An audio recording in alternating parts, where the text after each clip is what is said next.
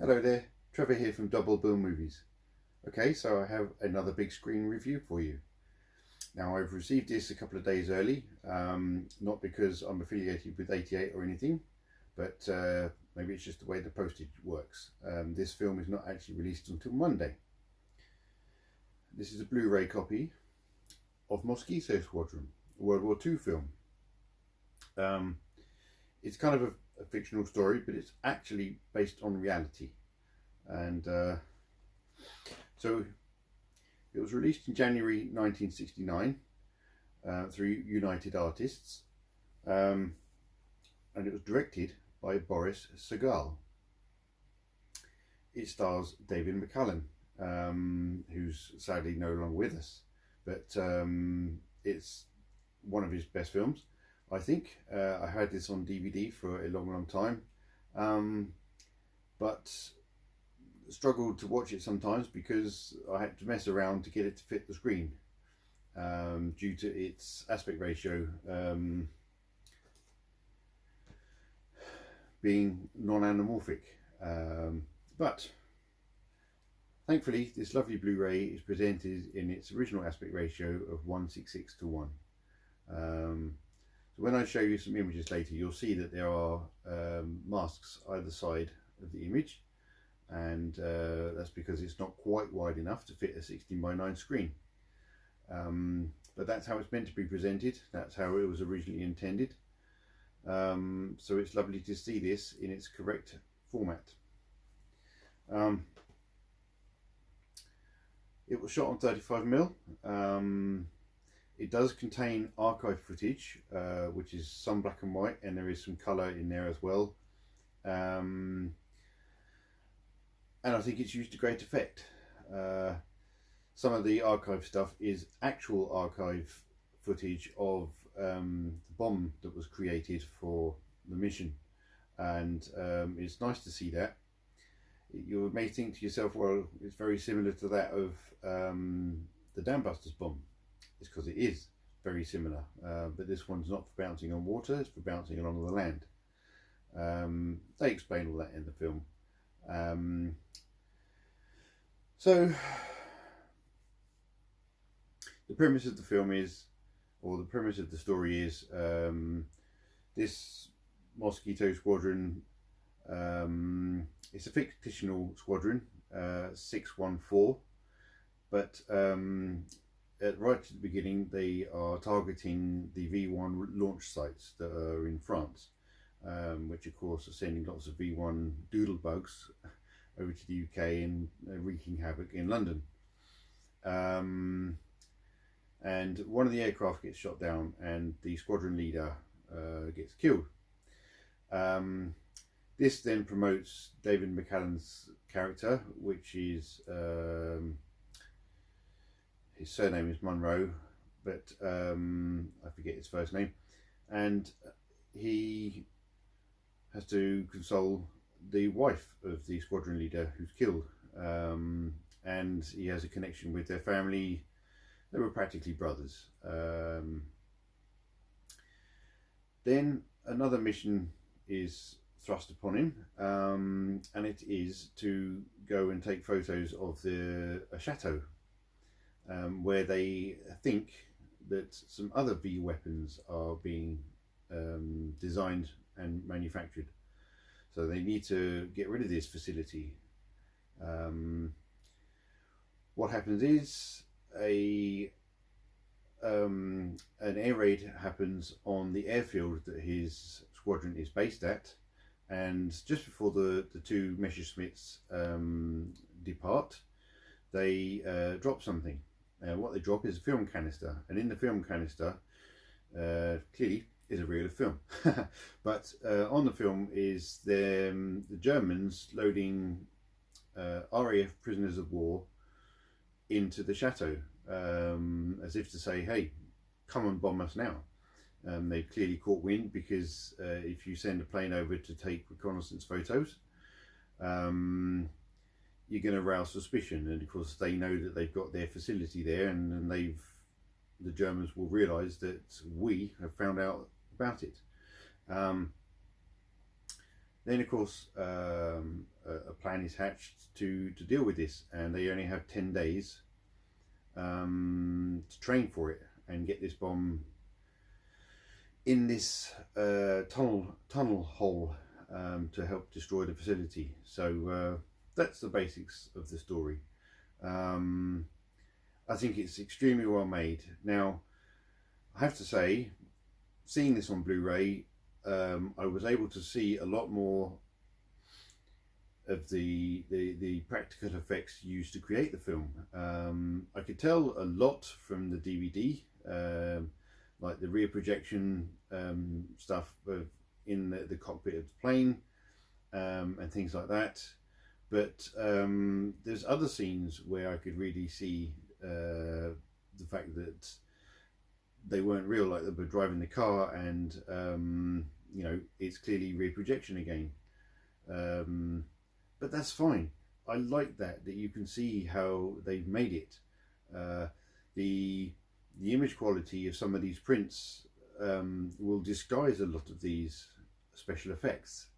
The biggest special effects that I didn't notice until watching it on my big screen and on Blu-ray was the destruction of the chateau at the end of the film. Now, clearly they weren't going to destroy the real chateau that was used in the film, but you can clearly see that it's a facade, and but again, that doesn't detract from the storytelling. I like that. It's how these films were made, and it shows that I'm watching a film, a real sort of movie. Yes, it was lovely to see. The picture quality for this Blu-ray is exceptional. It's, you know, I don't think a 4K is required. The color palette is just lovely. It's the same as the DVD. There's obviously more colors available, so they're a little bit more natural than that of the DVD, and clearly there's a lot more detail as well. Now, some shots do look poor quality, but that will be second unit work, where they've been told to go out and capture certain scenes, whilst the main actors and the big set pieces are done by the first unit, the main film unit. And also the archival footage that I mentioned, that will also look very heavily grainy and poor quality. But the main aspects of the film, with all the casting and sort of the non-action scenes, look absolutely spectacular. I was really impressed. So pleased to finally be able to sit and watch Mosquito Squadron as intended, and seeing what it pretty much would have looked like in the cinema. So let's have a look at some images. Okay, so here we go. Let's have a look at some of these images. So this is the Blu-ray.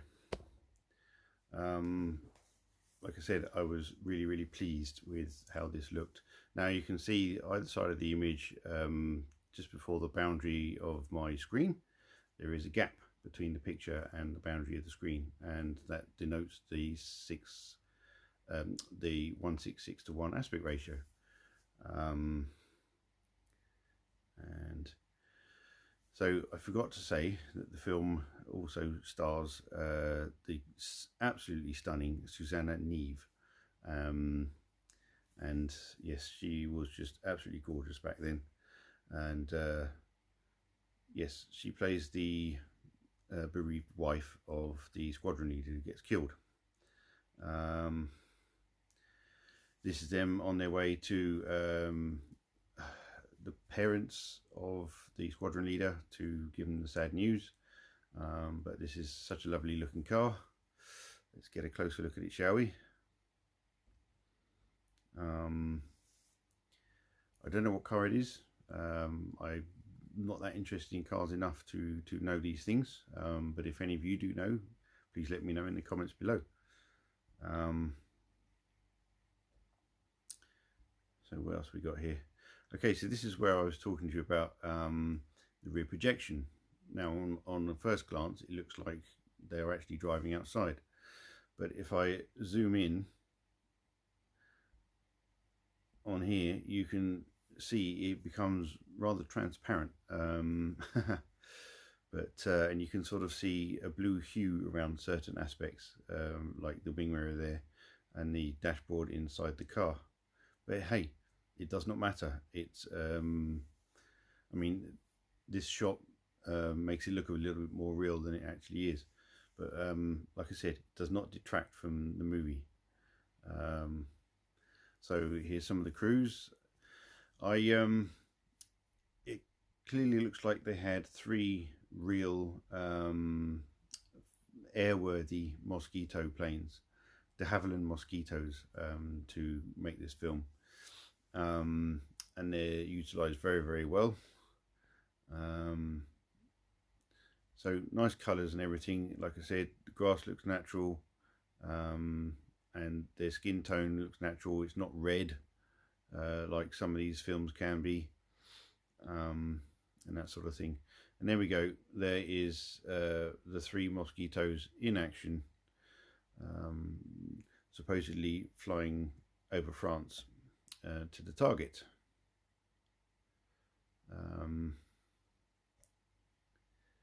So this is an insert of the stock footage I told you about, and the bouncing bomb. That is a Mosquito, and below it is the bouncing bomb, just been released from its bomb bay.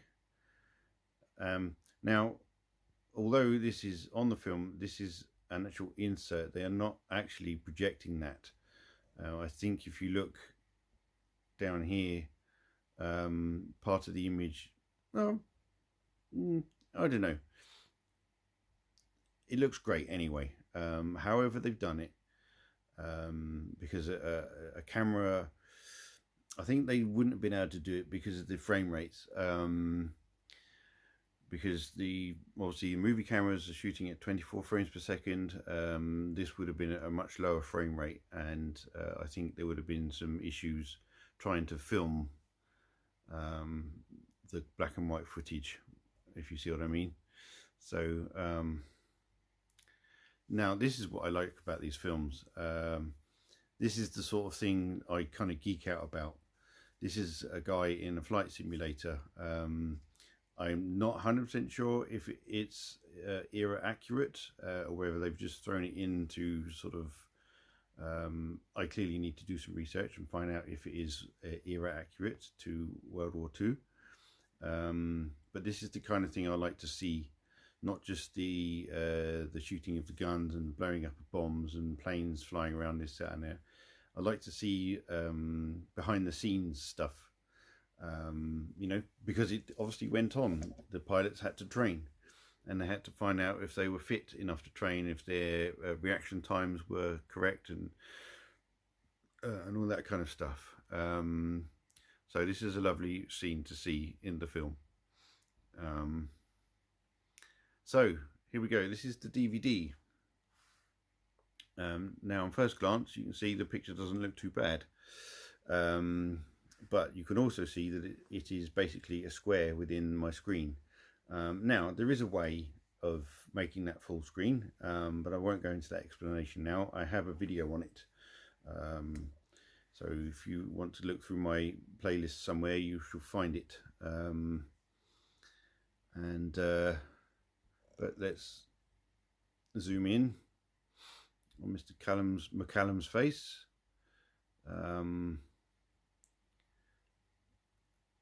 It does look nice. It does look nice. I mean, this photo makes it look way better than it is. If I quickly go back to the Blu-ray one, and I go in on his face.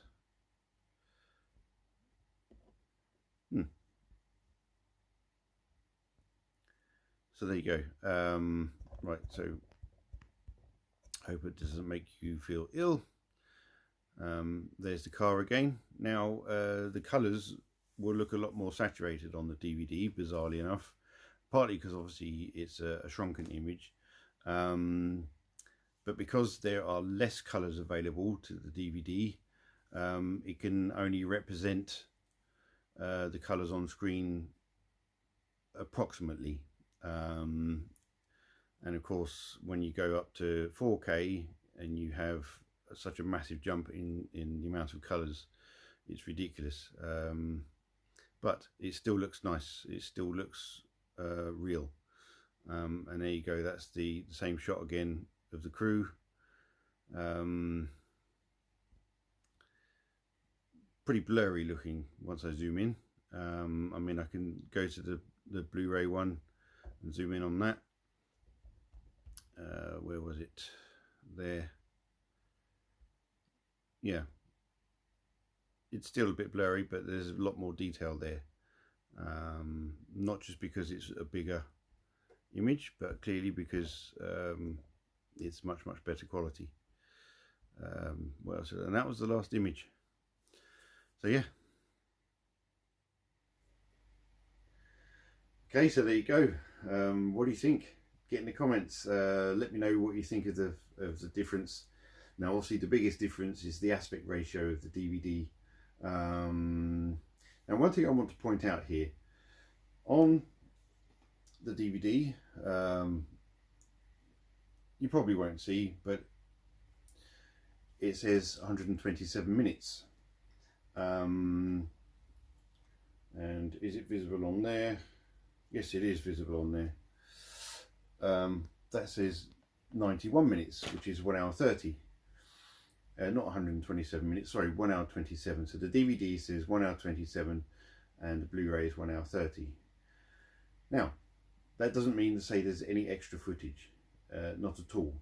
Basically, that's to do with the frame rate. The DVD is going at 25 frames per second, so that's one extra per second than the Blu-ray. The Blu-ray is going at 24 frames per second, slightly slower. So there you go. That's the difference. That's why the runtime is longer on the Blu-ray, because it's running slightly slower. But you don't obviously notice that. We've all watched many DVDs and they're all at 25 frames per second, and most of these Blu-rays are 24 frames per second, or mostly actually 23.98, which is very strange, but yes, that's a thing.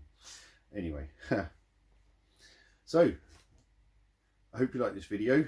I hope you're looking to purchase this film from 88 Films. And like I said, it comes out on Monday. It was only, I think, about £17, and there's no art cards or anything like that. It is literally just, I'll show you, it's literally just this lovely slipcase.